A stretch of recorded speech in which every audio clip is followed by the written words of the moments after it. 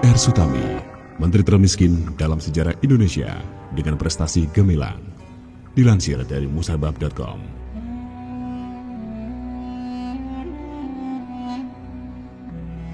Jika di jajaran kepolisian, kita mengenal sosok Jenderal Hugeng yang hidup sederhana. Kali ini, perkenalkan Insinyur Sutami. Beliau adalah menteri yang hidup sederhana dan bersahaja. Padahal selama karirnya, dia menjadi menteri 8 kali dan di tempat yang sangat basah karena menangani proyek-proyek prestisius. Insinyur Sutami lahir di Surakarta, Jawa Tengah, 19 Oktober 1928. Beliau meninggal di Jakarta 13 November 1980 pada umur 52 tahun. Adalah seorang insinyur sipil yang pernah menjabat Menteri Pekerjaan Umum Indonesia. IR Sutami sudah menjadi menteri sejak tahun 1964. Pada Kabinet Dwi Kora I, masa pemerintahan Presiden Soekarno, sebagai Menteri Negara diperbantukan pada Menteri Koordinator Pekerjaan Umum dan Tenaga untuk urusan penilaian konstruksi hingga tahun 1978 pada Kabinet Pembangunan II masa pemerintahan Presiden Soeharto selama 13,5 tahun. Di bawah pengawasannya, proyek raksasa seperti gedung DPR, jembatan Semanggi, dan waduk Jatiluhur dibangun. Sutami pula yang memimpin proyek pembangunan Bandara Ngurah Rai. Jika hari Lebaran tiba, para tamu pun bersilaturahmi. Namun betapa terkejutnya mereka saat menginjakan kaki di rumah Menteri Sutami.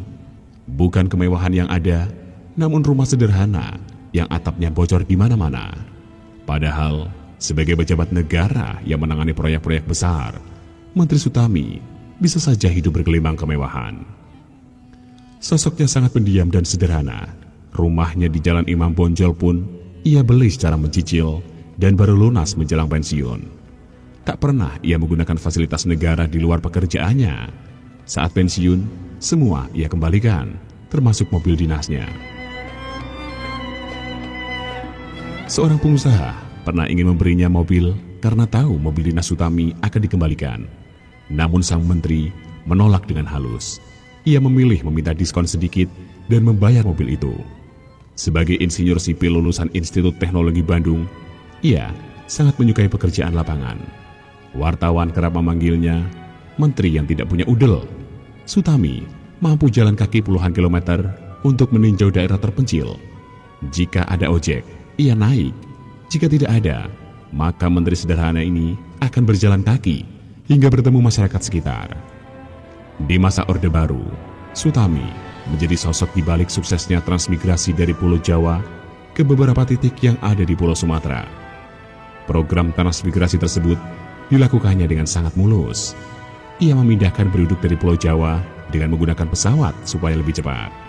Sutami selama masa hidupnya telah dilantik sebanyak 8 kali sebagai seorang menteri di 3 kabinet yang berbeda.